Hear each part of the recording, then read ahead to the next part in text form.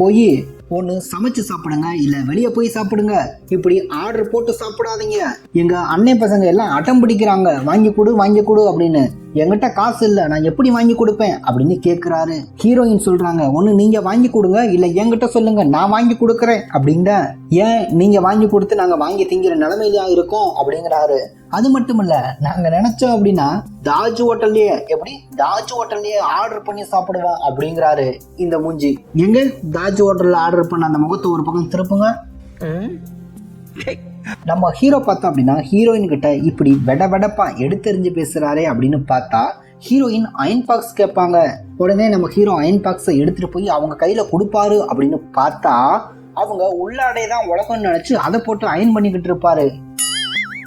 உல்லாச வாழ்க்கை உனக்கே சொந்தம் அப்படின்ற பாட்டை உள்ளாடை வாசம் உனக்கே சொந்தம் அப்படின்னு பாடிக்கிட்டே அயன் பண்றாரு.